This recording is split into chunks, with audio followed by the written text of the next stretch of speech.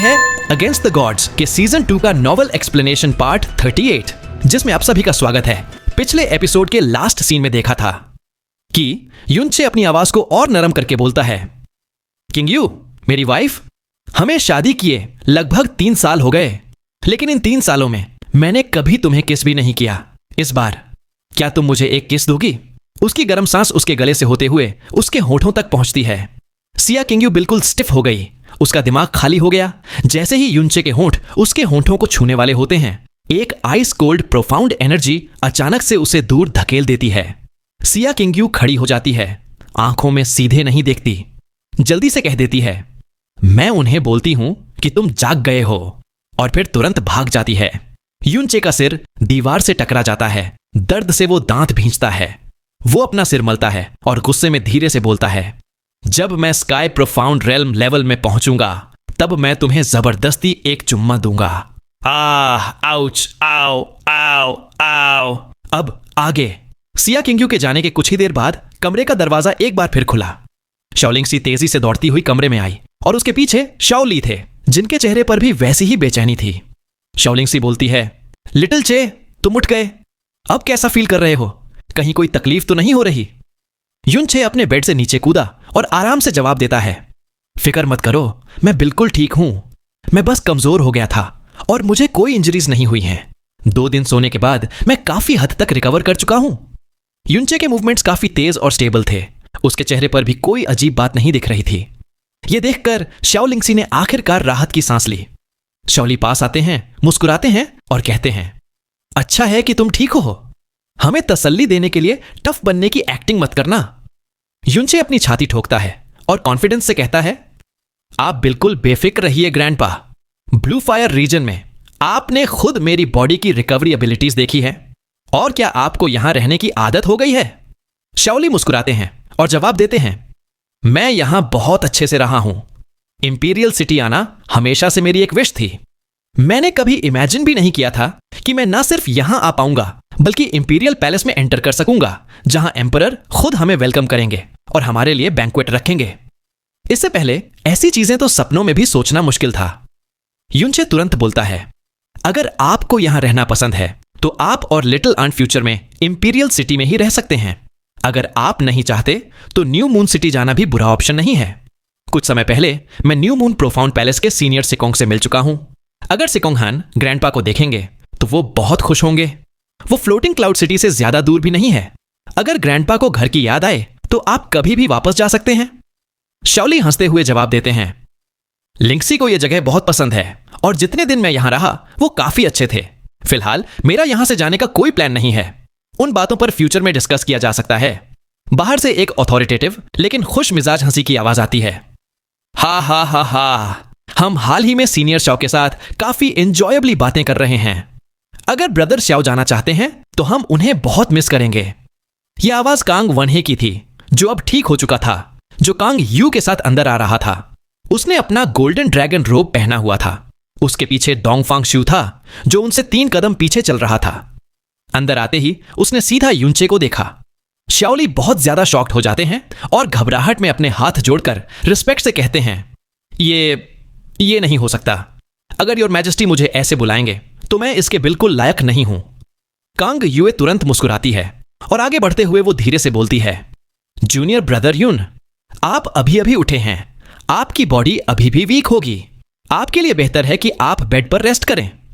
युनचे अपनी छाती ठोकता है और कहता है, कोई जरूरत नहीं है, मैं अपनी बॉडी को अच्छे से जानता हूं।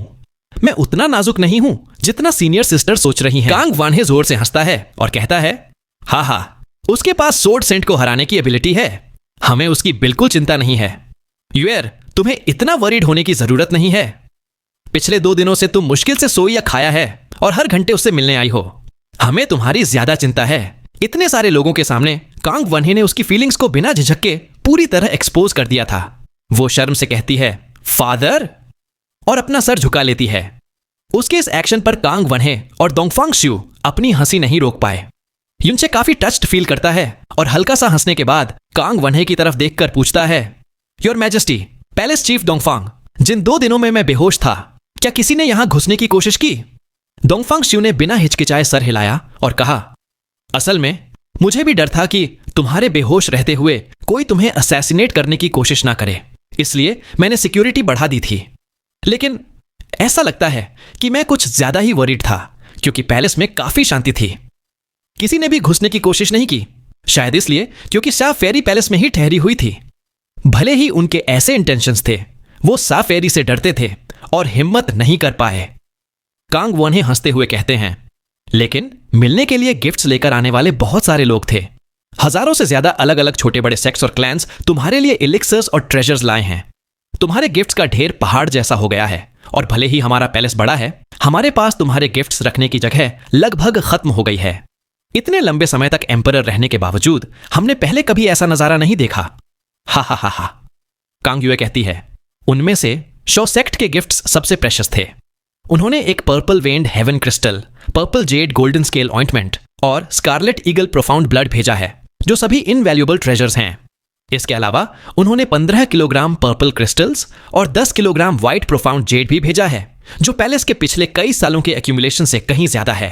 और कांग युए अचानक अजीब तरह से हंसती है और आगे बोलती है, उन्होंने 3 बेहद खूबसूरत ब्यूटीज भी भेजी हैं, जो अभी 20 साल की भी नहीं हैं। यह सुनकर शाओलिंगसी अपने होंठ फुलाती है और पैर पटककर गुस्से से कहती है, क्या क्या ग्रेट ब्यूटीज। वो साफ साफ बदसूरत डायन है। वो मुझसे और प्रिंसेस सिस्टर से 100 और 1000 गुना नीचे हैं। लिटिल चे उनकी तरफ कभी नहीं देखेगा। सही कहा ना लिटिल चे? युनचे तुरंत लगातार सर हिलाता है और जवाब देता है, हाँ हाँ। वो आम लोग मेरी लिटिल आंट और सीनियर सिस्टर से कैसे कंपेयर कर सकते हैं? मैं उन्हें कभी नहीं देखूंगा। उन्हें वापस भेज दो जहां से आई हैं। ओह, लेकिन अगर लिटिल आंट चाहे तो तुम उन्हें अपनी सर्वेंट्स बना सकती हो। लेकिन शाओलिंगसी इसके लिए मना कर देती है। कांग वनहे एक कॉम्प्लिकेटेड एक्सप्रेशन के साथ पूछते हैं, शाओ सेक्ट के गिफ्ट्स ग्रेट एल्डर शाओ बोयुन ने खुद पर्सनली भेजे हैं और वो अभी तक गए नहीं हैं। वो कहते हैं कि वो तुम्हारे उठने के बाद तुमसे मिलना चाहते हैं। क्या तुम उनसे मिलने में इंटरेस्टेड हो? युनचे थोड़ा सर हिलाता है, फिर बोलता है, उस बारे में मिलना? ऑफ कोर्स मैं उनसे मिलूंगा।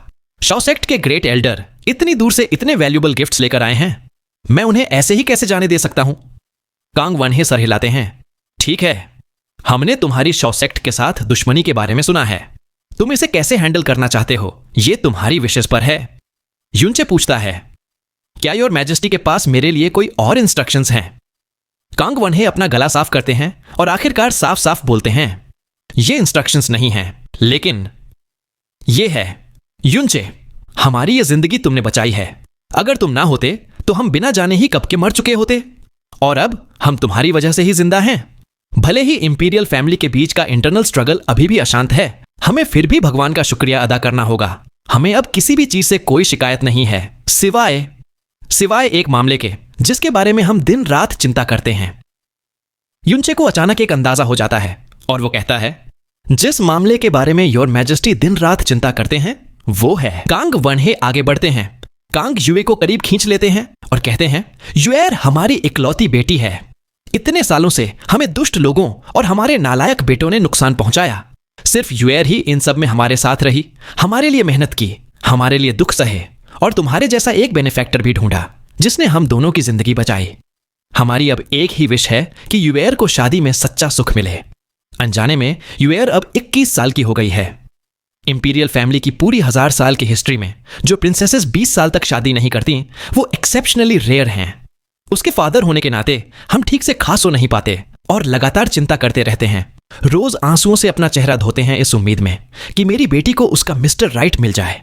अगर ये विश पूरी हो जाए तो हम अपनी जिंदगी के 30 साल भी खोने को तैयार हैं। अगर युएर इस साल भी शादी नहीं कर पाती है तो हमें उसके लिए सच में बहुत बुरा लगेगा और मरने के बाद उसकी क्वीन मदर का सामना नहीं कर पाएंगे।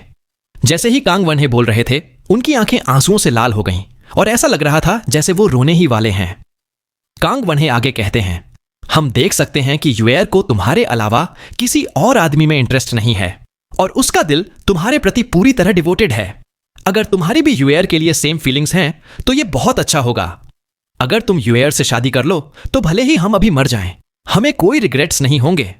अगर तुम्हारी वैसी फीलिंग्स नहीं हैं, ऐसे मामले नेचुरली फोर्स नहीं किए जा सकते। ये बस अफसोस की बात है कि युएर सिर्फ उम्मीद के बिना तुम्हारे लिए तड़पती रहेगी और पूरी जिंदगी सिंगल रहेगी। ये हमारी गलती होगी। कांग वनहे के शब्दों ने कांग युए को एक पल के लिए हैरान कर दिया। वो बोलती है, फादर, क्यों आपने अचानक ये बात छेड़ दी?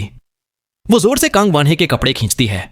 उसके चेहरे पर आधे से ज्यादा बेचैनी थी, लेकिन जो नजरें उसने चुपके से युनचे पर डाली उनमें वो उम्मीदें दिख रही थीं जिन्हें वो छुपाने की पूरी कोशिश कर रही थी। युनचे की नजर कांग युए की आंखों से हल्की सी मिली और फिर उसने एक सीरियस एक्सप्रेशन के साथ कहा, योर मैजेस्टी, सीनियर सिस्टर और मैं एक दूसरे से प्यार करते हैं। हमने एक साथ जीने मरने की ट्रिब्यूलेशन का अनुभव किया है और एक बार लाइफ टाइम प्रॉमिस भी किया है। लेकिन तब मुझे नहीं पता था कि सीनियर सिस्टर स्वेरुओ असल में प्रिंसेस कांग युए हैं। मैं युनचे सिर्फ एक आम परिवार से हूं। जब तक सीनियर सिस्टर राजी है, जब तक आपको कोई ऐतराज नहीं है, मेरी इस जिंदगी में मैं अपनी जान देकर सीनियर सिस्टर को प्रोटेक्ट करूंगा और उन्हें कभी धोखा नहीं दूंगा। कांग युए के होंठ कांपने लगते हैं और वो बोलती है, जूनियर ब्रदर युन। उसकी खूबसूरत आंखें तुरंत नम हो जाती हैं। कांग वानहे अपना सर उठाकर जोर से हंसते हुए बोलते हैं, गुड, हा हा हा। युनचे, तुम्हारे इन शब्दों से हम अपनी जिंदगी की सबसे बड़ी चिंता को आखिरकार छोड़ सकते हैं। अपने रिश्तेदारों के लिए तुम गुस्से में पूरे बर्निंग हेवन क्लैन को बिना किसी हिचकिचाहट के खत्म कर सकते हो। इससे हम जानते हैं कि तुम जरूर एक राइचस पर्सन हो जो रिश्तों को बहुत सीरियसली लेता है। युएयर को तुम्हें सौंपकर हम बिल्कुल बेफिक्र हो सकते हैं। हा हा हा हा हा। डोंगफंग श्यू, जो कांग वनहे के पीछे थे, वो भी मुस्कुराते हुए सर हिलाने लगते हैं। कांग वनहे की जोर की हंसी आखिरकार रुक जाती है। फिर उनका एक्सप्रेशन बदलता है और वो एक सीरियस टोन में कहते हैं, जब तुम दोनों इस रिश्ते में एक दूसरे से सहमत हो तो कोई और प्रॉब्लम नहीं है। 2 महीने बाद 8वीं तारीख को इस साल का सबसे शुभ दिन होगा। उस दिन हम इस इंपीरियल पैलेस में तुम्हारी शादी करवाएंगे। क्या तुम दोनों में से किसी को कोई ऑब्जेक्शन है? कांग युए ने बिल्कुल एक्सपेक्ट नहीं किया था कि कांग वानहे अचानक शादी की बात छेड़ देंगे। हालांकि युनचे को अंदाजा था, जब कांग वानहे ने कहा कि शादी 2 महीने बाद होगी, तब भी उसे एक पल के लिए समझ नहीं आया। वो बोलता है, क्या ये थोड़ा बहुत जल्दी नहीं है? बहुत। कांग वनहे घूरते हुए कहते हैं, बहुत जल्दी? कैसे जल्दी है? युएर इस साल 21 साल की है और उसे बहुत पहले ही शादी कर लेनी चाहिए थी। तुम भी इस साल 19 के हो गए हो और तुम्हें भी बहुत पहले पत्नी ले आनी चाहिए थी। पैलेस में बहुत हाथ हैं। 2 महीने में एक बड़ी शादी तो क्या, 10 शादियां भी तैयार हो सकती हैं। ये जल्दी कैसे है? कांग युए कांग वानहे के कपड़े का कोना खींचती है, अपना सर झुकाए हुए।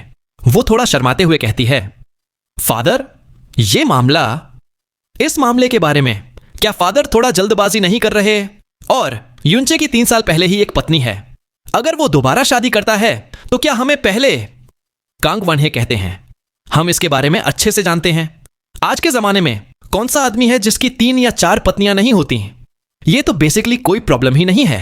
इस मामले में शाओलाई को नेचुरली कोई ऑब्जेक्शन नहीं था।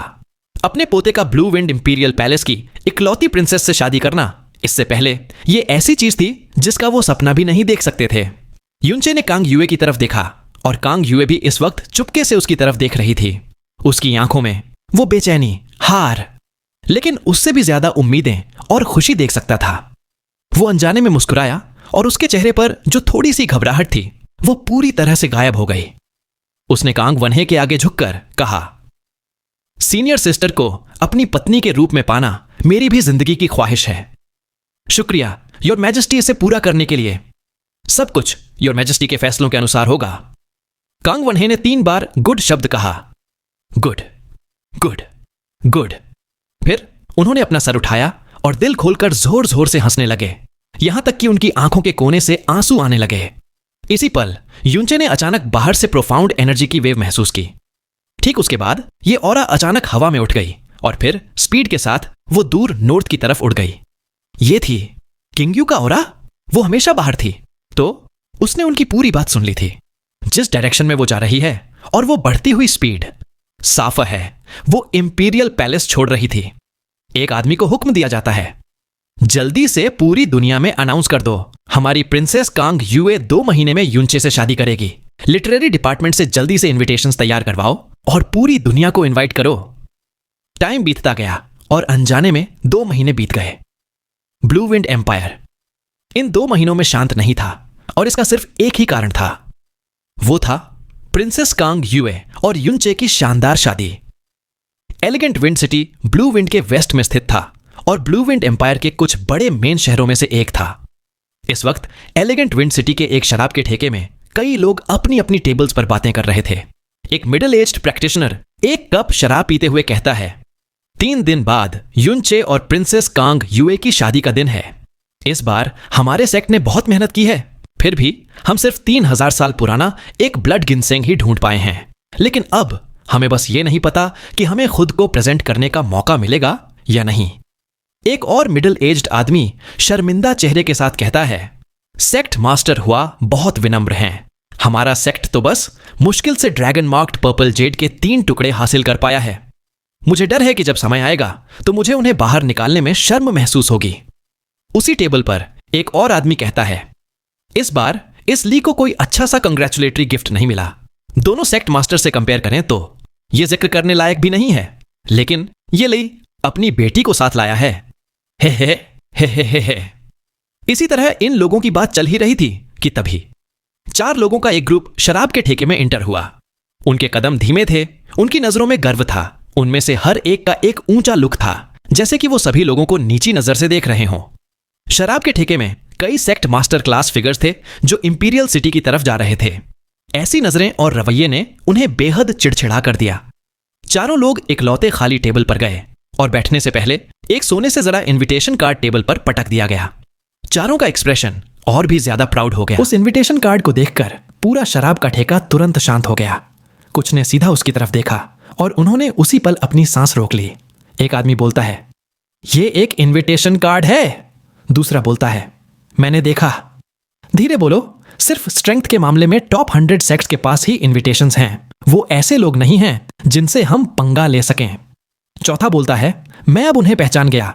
वो आयरन पाल्म सेक्ट है। वो हरे कपड़े पहने हुए इंसान आयरन पाल्म सेक्ट का सेक्ट मास्टर है। अफवाहों के मुताबिक उसकी प्रोफाउंड स्ट्रेंथ कल्टीवेशन पहले से ही स्काई प्रोफाउंड रेल्म के 5वें लेवल पर है। Iron palm sect north west area के 3 रूलिंग सेक्ट्स में से एक है और पिछले रैंकिंग टूर्नामेंट में वो 27वें रैंक पर आए थे। ठेके के कोने में कुछ पुराने दिखने वाले टेबल पर 3 लोग बैठे थे। बीच में बैठा नौजवान लगभग 20 साल का लग रहा था। उसने एक किलिन रोप पहना हुआ था। उसके बंधे हुए बालों में लाल रंग का हल्का सा टच था। अपने हाथों में शराब का कप घुमाते हुए उसके चेहरे पर हल्की मुस्कान थी। वो कहता है, बकवास, इतनी सी स्ट्रेंथ के साथ वो रैंकिंग टूर्नामेंट में 27वें नंबर पर आ सकते हैं। हाँ, मैं कोई मजाक तो नहीं सुन रहा, है ना? उसकी आवाज बिल्कुल भी धीमी नहीं थी, लेकिन ठेके के बाकी लोगों में से एक भी आदमी ने उसे नहीं सुना। ऐसा लगता था कि उसकी आवाज एक इनविजिबल बैरियर से अलग हो गई थी। उसी टेबल पर 2 बुजुर्ग बैठे थे जो 50 से 60 साल के लग रहे थे। एक ने काला रोब पहना था, जबकि दूसरे ने लाल रोब। काले रोब वाले बुजुर्ग ने धीरे से कहा, योर मैजेस्टी, आपको हैरान होने की जरूरत नहीं है। इस ब्लू विंड एम्पायर में स्पिरिट प्रोफाउंड प्रैक्टिशनर्स पहले से ही एक्सपर्ट्स हैं। अर्थ प्रोफाउंड एक्सपर्ट्स को इंस्ट्रक्टर्स माना जा सकता है। स्काई प्रोफाउंड प्रैक्टिशनर्स पहले से ही हजारों लोगों द्वारा सम्मानित मास्टर बन सकते हैं और late stage sky profound practitioners लगभग इमॉर्टल हैं। थ्रोन्स यानी emperor profound realm expert phoenix के पंख की तरह रेयर हैं। 4 मेजर सेक्ट्स के अलावा कोई और सेक्ट नहीं है जिसमें थ्रोन्स का अस्तित्व हो। इस सेक्ट का sect master sky profound realm के 5वें लेवल पर है। ब्लू विंड एम्पायर में इसे पहले से ही एक फर्स्ट ग्रेड सेक्ट माना जा सकता है। यंग मैन अपना वाइन कप नीचे रखते हुए धीरे से हंसता है और कहता है, ओ, मैंने हमेशा सुना है कि 7 नेशंस में ब्लू विंड एम्पायर सबसे कमजोर था, लेकिन यह नहीं सोचा था कि यह इतना पथेटिक और मजाकिया हद तक कमजोर होगा। मुझे सच में समझ नहीं आ रहा कि मेरे रॉयल फादर अचानक इस जगह में इतना इंटरेस्टेड क्यों हो गए।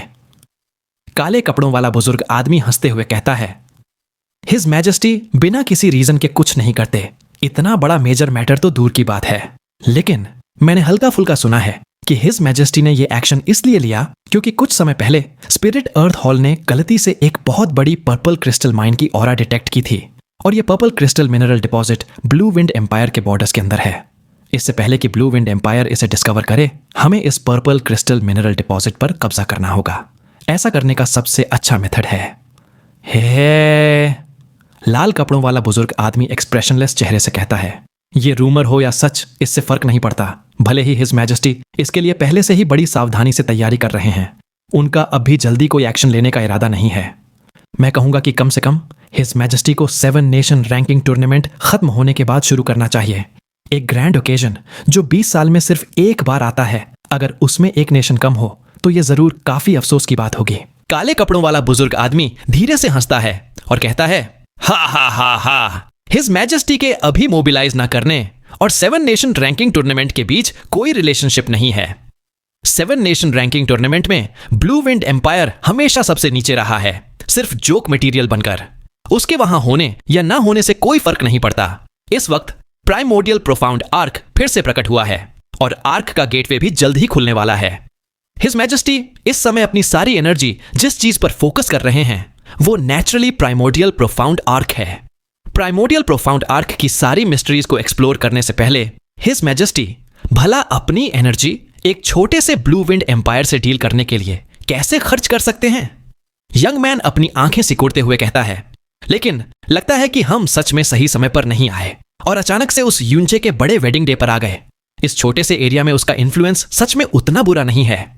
इन कुछ दिनों में मैंने उसका नाम 100 बार से कम नहीं सुना होगा। काले कपड़ों वाला बुजुर्ग आदमी कहता है, मैंने सुना है कि यूंचे ने अकेले ही बर्निंग हेवन क्लैन को, जो ब्लू विंड के 4 मेजर सेक्ट्स में से एक है, पूरी तरह से खत्म कर दिया। इस गरीब जमीन पर अचानक से ऐसा टैलेंट कहीं से अपीयर हो गया। लाल कपड़ों वाला बुजुर्ग अपनी पलकें झुकाते हुए एक्सप्रेशनलेसली जवाब देता है, ब्लड लाइन। यंग मैन कहता है, हे, पता नहीं किसने बाहर गलती से एक बास्टर्ड को जन्म दे दिया, जो हमारे डिवाइन फिनिक्स ब्लड लाइन पर डिपेंड होकर इस छोटे से ब्लू विंड नेशन में अपना प्रेस्टीज फैला रहा है। लेकिन अचानक इस बड़े वेडिंग डे पर आ जाने से मुझे अब थोड़ा हार्ड हार्टेड होना मुश्किल लग रहा है। और वैसे भी अगर हम ऐसे ही चले गए तो ये थोड़ा डिसरिस्पेक्टफुल होगा नहीं? कम से कम वो जिससे शादी कर रहा है वो ब्लू विंड इंपीरियल फैमिली की इकलौती प्रिंसेस है। जब यंग मैन ये कहता है, उसकी आंखों से एक मजाक उड़ाते हुए रोशनी निकलती है, जब तक कि उसकी नजर आयरन पाल्म सेक्ट के 4 मेंबर्स के शरीरों पर नहीं पड़ती, जिससे उसकी मुस्कान और भी मनमानी हो जाती है। आयरन पाल्म सेक्ट के चारों लोग जी भरकर खाने पीने के बाद ठेके से निकल जाते हैं और सीधे ब्लू विंड इंपीरियल सिटी की दिशा में चल पड़ते हैं। पूरे सफर के दौरान जब भी आयरन पाल्म सेक्ट का नाम सामने आता, आसपास के पैदल चलने वालों में से कोई ऐसा नहीं था जो रास्ता ना दे। जैसे ही वो एक सुनसान जगह पर पहुंचते हैं, उनके पीछे से अचानक एक आलसी आवाज आती है। आयरन पाल्म सेक्ट के दोस्तों, क्या हम एक मैटर डिस्कस कर सकते हैं? इस आवाज के अंदर से एरोगेंस झलक रहा था और यह साफ था कि उनका इरादा अच्छा नहीं था। चारों मुड़ते हैं और सेक्ट मास्टर टायरूइड उन 3 लोगों पर अपनी नजर घुमाता है। बीच में खड़े यंग मैन के कपड़े और उसके आउट ऑफ द ऑर्डिनरी बर्ताव को देखकर वो उन्हें अंडर एस्टिमेट भी नहीं करता और बेरुखी से जवाब देता है, अगर कोई बात है तो जल्दी कहो, मेरे आयरन पाल्म सेक्ट के सफर में देरी मत करो। जब उसने आयरन पाल्म सेक्ट का नाम लिया तो उसने सोचा था कि इससे सामने वाली पार्टी डर जाएगी, लेकिन उसने देखा कि उसके सामने खड़ा यंग मैन अभी भी मुस्कुराते हुए एक्सप्रेशन दे रहा था। यंग मैन अपनी हथेली झटकता है और एक व्हाइट जेड का फोल्डिंग फैन उसके हाथों में आ जाता है। जेड फैन को हिलाते हुए वो आराम से कहता है, हमारे पास डिस्कस करने के लिए कोई इतना बड़ा मैटर नहीं है, हम बस आप लोगों के इनविटेशन कार्ड्स उधार लेना चाहते हैं। आयरन पाल्म सेक्ट का एक एल्डर आगे बढ़ते हुए अपनी गुस्से भरी भौहें तिरछी करके कहता है, तुम मौत को दावत दे रहे हो सेक्ट मास्टर। ये तीनों साफ साफ यहां झगड़ा करने आए हैं। लगता है कि हमारे आयरन पाल्म सेक्ट ने हाल ही में बाहर अपनी ताकत नहीं दिखाई, इसलिए इन जैसे चूहों की हिम्मत हो गई हमसे उलझने की। टायरूइड की भौहें सिकुड़ जाती हैं और वो कोल्ड आवाज में कहता है, अगर तुम झगड़ा शुरू करना चाहते हो तो मुझे डर है कि तुमने गलत लोगों को चुन लिया है। मैं तुम्हें 3 सांस का वक्त देता हूं, फौरन मेरी नजरों से दफा हो जाओ, वरना। यंग मैन जोर से हंसने लगता है। वो फैन बंद करके मुस्कुराते हुए टायरूइड की तरफ बढ़ता है और कहता है, हा हा हा हा, वरना क्या? लगता है हमारे दोस्त हमारे साथ कोऑपरेट नहीं करना चाहते, तो फिर ये हम्बल बंदा खुद ही अपनी मदद कर लेगा। आयरन पाल्म सेक्ट का एक एल्डर बहुत गुस्से में आगे बढ़ते हुए चिल्लाता है, जूनियर, तुम मौत को दावत दे रहे हो। वो अपना सीधा हाथ आगे बढ़ाता है, हथेली से एक बर्फ जैसी ठंडी हवा का झोंका निकलता है और वो यंग मैन के गले की तरफ लपकता है। हथेली का सामना करते हुए यंग मैन हंसता है। अपनी कलाई के एक हल्के झटके से वो अपने हाथों में जेड फैन को आराम से सामने से आ रहे आयरन पाल्म पर मार देता है। आह! एक बेहद दर्दनाक चीख सुनाई देती है। अटैक करने वाले आयरन पाल्म सेक्ट एल्डर को ऐसा लगता है जैसे 10,000 तलवारें उसके दिल में घुस गई हों और वो अपने हाथ को पकड़कर जमीन पर लुढ़कने लगता है। उसका पूरा हाथ फौरन खून से लाल हो जाता है और उसकी हालत ऐसी हो जाती है जैसे वो मरना चाहता हो, मानो उसके पूरे हाथ की स्किन, मांस और हड्डियां टुकड़े टुकड़े हो गई हों। टाई रूट चिल्लाता है, ग्रेट एल्डर। उसका चेहरा डर से पीला पड़ जाता है। ग्रेट एल्डर की profound strength cultivation sky profound realm के 3rd लेवल जितनी थी। आयरन पाल्म सेक्ट में वो सिर्फ उसके बाद दूसरे नंबर पर था। फिर भी इस यंग मैन ने एक ही मूव में उसे इतनी आसानी से इतना बुरी तरह घायल कर दिया। शुरुआती झटके के बाद वो गुस्से में अटैक करता है। उसकी दोनों हथेलियां एक हैरान करने वाले मेटालिक कलर में बदल जाती हैं। अपनी गुस्से भरी दहाड़ के बीच वो यंग मैन पर हमला करता है। यंग मैन कहता है, टिस्क टिस्क। टाई रूट के फुल स्ट्रेंथ अटैक का सामना करते हुए वो एक कदम भी पीछे नहीं हटता और अपने हाथों में फोल्डिंग फैन को हल्का सा हिलाता, आगे बढ़ाता और घुमाता है। Bang bang rip. टाई रूट की आयरन पाल्म स्ट्रेंथ, जो स्काई प्रोफाउंड रेल्म के मिडिल स्टेजेस तक पहुंच गई थी, बिना किसी निशान के गायब हो गई। उसके गले की जगह पर एक बड़ा सा खूनी छेद बन गया था। उसके पीछे खड़े दूसरे 2 एल्डर्स के गालों पर भी एक गहरी खूनी लकीर बन गई थी, जो उनके सिरों को उनकी गर्दन से अलग करने के बेहद करीब थी। टाई रूट कहता है, तुम। उसकी आंखों में उसकी जिंदगी का सबसे बड़ा खौफ भर गया था। बड़ी बड़ी आंखों के साथ वो दूसरे 2 एल्डर्स के साथ नीचे गिर गया और चारों ने फिर कोई आवाज नहीं की। यंग मैन अपना जेड फैन, जिस पर खून का एक भी दाग नहीं था, बंद करते हुए कहता है, सच में एक भी झटका झेलने के लिए बहुत कमजोर थे। काले कपड़ों वाला बुजुर्ग आगे बढ़ा और उसने हवा में हाथ घुमाया। लाशों पर पहनी 4 स्पेशल रिंग्स उसकी हथेली में खींचकर आ गईं। उसने उनके अंदर से इनविटेशंस कार्ड ढूंढे और फिर 4 रिंग्स को एक तरफ फेंक दिया। इनविटेशन कार्ड खोलने के बाद काले कपड़ों वाले बुजुर्ग ने उस पर अपनी उंगली फेर दी और उस पर लिखे ओरिजिनल नाम गायब हो गए। अपनी उंगली के एक और इशारे से उसने प्रोफाउंड एनर्जी का इस्तेमाल करके इनविटेशंस के ऊपर नए नाम इनग्रेव कर दिए। फिर उसने कार्ड्स बंद करके यंग मैन को दे दिए। इसके बाद ये लोग युनचे की वेडिंग के लिए इंपीरियल पैलेस निकल जाते हैं। सीन शिफ्ट होता है ब्लू विंड इंपीरियल सिटी। सजी धजी हुई थी, सब जगह हलचल मची हुई थी। जहां तक नजर जाती थी पूरा इंपीरियल सिटी लैंटर्न्स और रंग बिरंगे बैनर से सजा हुआ था। चमकते लाल लैंटर्न्स और चमकीले लाल कारपेट्स हर जगह थे। बहुत ही शानदार डेकोरेशन वाले गिफ्ट कार्ड्स एक के बाद एक आ रहे थे, जो एक अद्भुत नजारा बना रहे थे। इंपीरियल पैलेस के अंदर रंग बिरंगे स्ट्रीमर्स हवा में लहरा रहे थे और दसियों हजार फूल एक साथ खिल रहे थे। प्रिंसेस की शादी के लिए सीन नेचुरली बेहद लग्जूरियस और ग्रैंड होगा, लेकिन ब्लू विंड इंपीरियल फैमिली के 1000 साल के इतिहास में किसी प्रिंसेस की शादी के लिए इतना एग्जैजरेट मौका कभी नहीं आया था। ऊपर से ऐसा लग ही नहीं रहा था कि इस प्रिंसेस की शादी हो रही है, क्योंकि शादी की जगह इंपीरियल पैलेस में चुनी गई थी। चाहे कोई कैसे भी देखे, ऐसा लग रहा था कि दूसरी पार्टी शादी करके यहां आ रही है। लिंग जी जब शादी की सेरेमनी में शामिल होने के लिए इंपीरियल सिटी पहुंचा तो वो सोचता है, हे भगवान, क्या ये थोड़ा ज्यादा ही एग्जैजरेट नहीं हो गया? वो काफी देर तक हैरान रहा और अपने दिल में लगातार बड़बड़ाने लगा। हर बड़े शहर, मीडियम शहर और छोटे शहर का हर मेयर बिना किसी के मिस हुए इंपीरियल सिटी के अंदर इकट्ठा हो गया था। हर सेक्ट लीडर जिसकी अच्छी खासी रेप्यूटेशन थी, वो भी ढेरों की संख्या में इंपीरियल सिटी में मौजूद। मैन हाल में आ रहे गेस्ट का वेलकम करने वाले की आवाज सुनाई देती है। एलिगेंट विंड सिटी के मेयर मा तिंग्यू अपनी लेडी के साथ पहुंच चुके हैं। वेस्टर्न प्लेन्स के ग्रेट जनरल ली लियनचेंग पहुंच चुके हैं। हेवनली सोर्ड विला के यंग विला मास्टर्स लिंग यून और लिंग जे पहुंच चुके हैं। सुप्रीम अल्टीमेट सेक्ट के सेक्ट मास्टर दु चंग्रान, ग्रेट एल्डर दु युनतियन और यंग सेक्ट मास्टर दु जितेंग पहुंच चुके हैं। नॉर्दर्न ब्लू सिटी के मेयर उयांगबो अपनी लेडी के साथ पहुंच चुके हैं। शाओ सेक्ट के sect master Shao Juetian, great elder Shao Boyun और medicine sect elder Shao Wuji पहुंच चुके हैं। ये नाम जो एक के बाद एक पहले वाले से भी ज्यादा डरावने थे, उनसे एंट्रेंस पर खड़े मास्टर ऑफ सेरेमोनीज की आवाज कांपने लगी और उसके माथे पर ठंडे पसीने की धार उसके चेहरे पर बहने लगी। वो इतने साल जिंदा रहा था, लेकिन उसने अपनी पूरी जिंदगी में जितने बड़े लोगों को जाना था, उन सबको मिलाकर भी उतने नहीं थे जितने उसने आज देखे थे।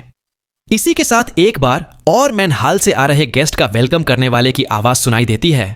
फ्रोजन क्लाउड एसगार्ड की यंग मिस्ट्रेस सिया किंगयू और फेरी ऑफ फ्रोजन ग्लास छू युएली पहुंच चुकी हैं। मेन हॉल में युनचे हमेशा हर आने वाले गेस्ट के नाम को ध्यान से सुन रहा था। जब उसने सिया किंगयू का नाम सुना, उसका दिल अचानक से जोरों से धड़का और उसने हॉल के एंट्रेंस की डायरेक्शन में देखा। अरे रुको, अगर आप लोग चाहते हो कि मैं इस नोबेल को ऐसे ही एक्सप्लेन करता रहूं, तो फिर वीडियो को लाइक करके कमेंट सेक्शन में जरूर बताना ये वीडियो कैसा लगा। साथ ही चैनल को सब्सक्राइब करके बेल आइकन को ऑल पर सेट कर लेना, जिससे जैसे ही मैं आगे के एपिसोड अपलोड करूं, आप तक पहले नोटिफिकेशन आए और आप पहले वीडियोस को देख पाए।